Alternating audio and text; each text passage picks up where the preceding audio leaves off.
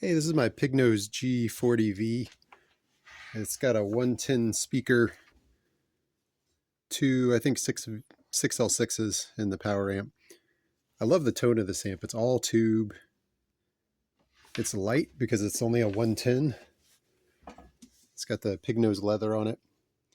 These didn't sell well, but I think they were made in the 90s. I have the 60-watt version too, and that's one of my favorite amps. This one has a few problems though. It's got scratchy pots. The input is a little bit finicky. I want to open it up and see what's going on there. And neither of these Pignoses have a great amount of bass. That's my biggest complaint. So what I want to do is open it up, spray all the pots, get those cleaned out. I might replace the input jack if I have one that fits. I'll check on that. And then while I'm in there, I want to write down what's in the tone stack and do a little bit of research. In the future, I might want to replace the tone stack with something that has a little more range in the bass. We'll see. First, let me get it powered up and show you what I'm working with here. All right, I just have a Strat on the bridge pickup here.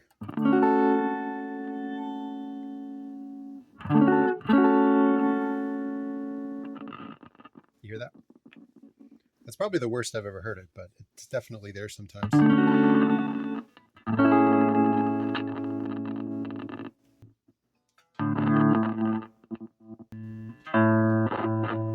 Yeah, so the treble knob definitely has problems in the lower spot. Same with the middle. Bass has some bad spots too. Yeah, all these are dirty.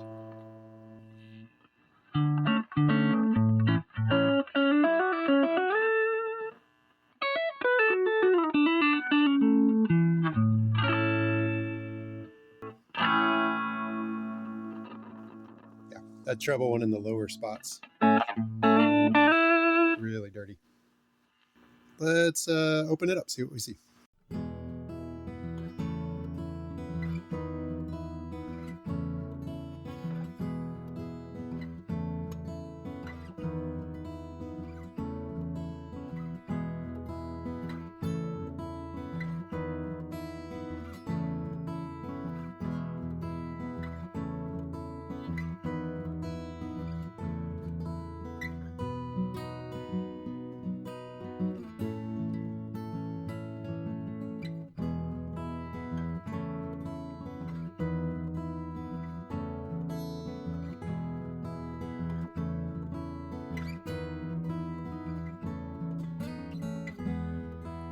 First thing I need to do is discharge everything so there's no more energy stored in those capacitors.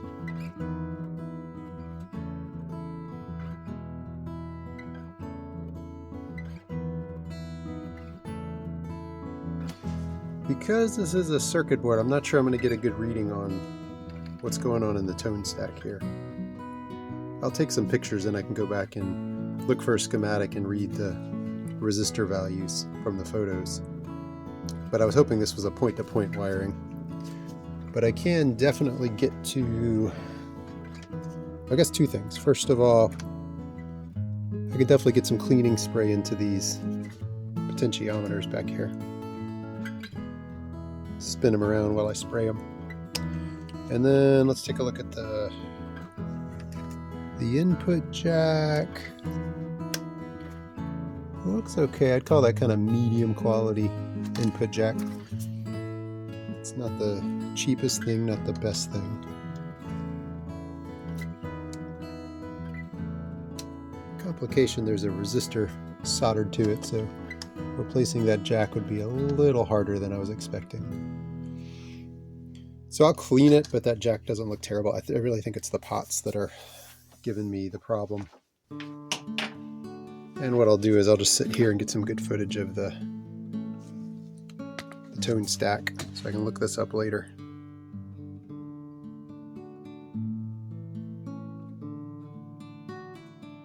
This is not a really serviceable amp. You can see it's not held down by screws, it's held down by these plastic standoffs. And then they use RTV or something to goop it in. That's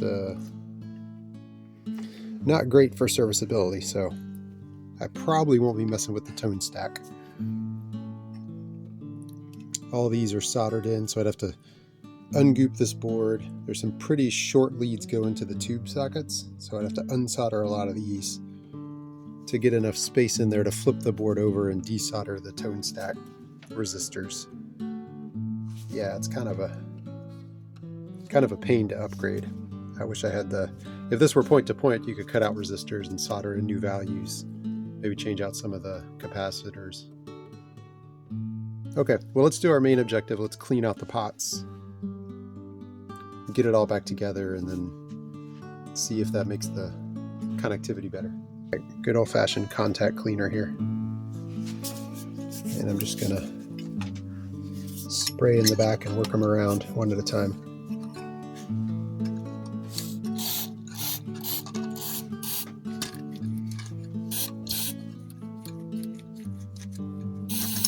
Oh yeah, you can feel it really loosen up once that wiper hits gets a little bit of cleaner in there. Oh yeah, I know you can't tell, but this one is just like no resistance. That wiper is just sliding across the ceramic. This one is really hard to turn.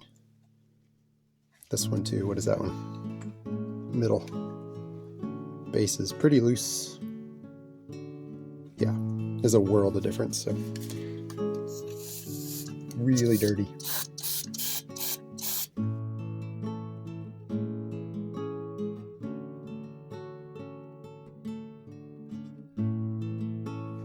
That was just kind of naturally a little tighter, but definitely loosened up a lot.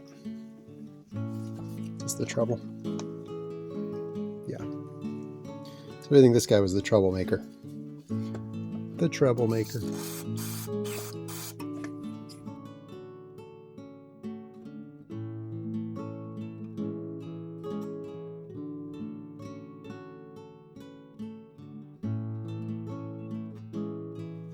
I bought this amp used too, so it probably sat for years with those wipers in the same spot.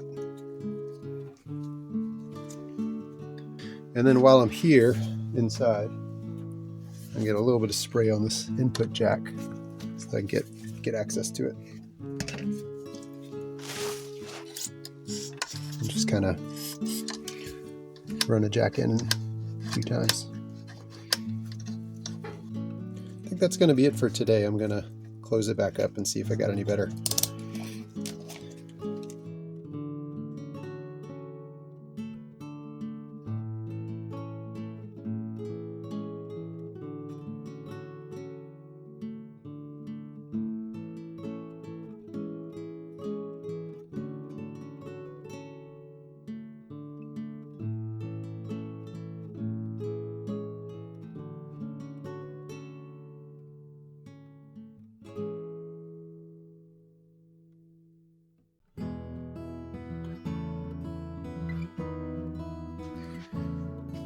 Now, if I were a really good citizen and kind to myself, I would change these over to screws so that this thing is much more serviceable and you can just pull these out.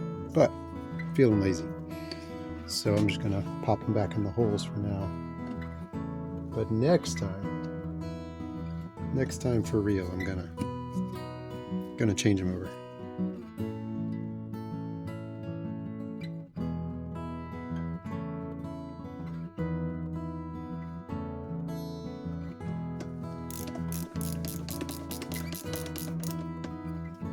Okay, let's see what we got.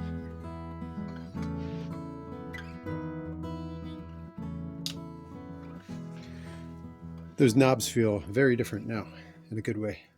Oh,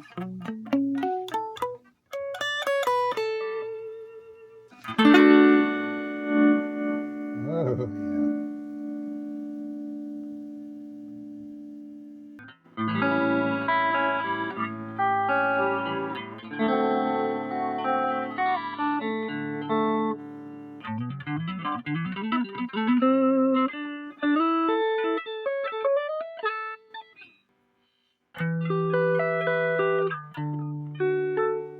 It's much cleaner, much cleaner. And I feel like the volume knobs actually respond like you would expect now, even in the really low volumes. So now I can get low preamp, high master gain. A little glassier. Hear that little bit of radio noise in there? I don't think that has anything to do with the pots now.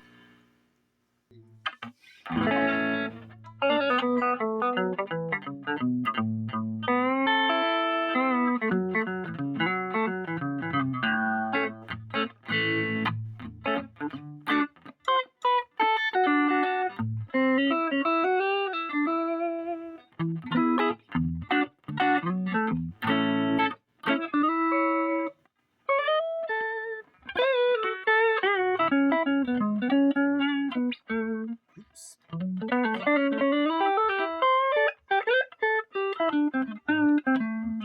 I like it. Much, much better. Highly recommended. And now we know the insides of the amp, so we can possibly service it later if we want to, or upgrade the tone stack. All right, hope that helps someone else out. Thanks for watching.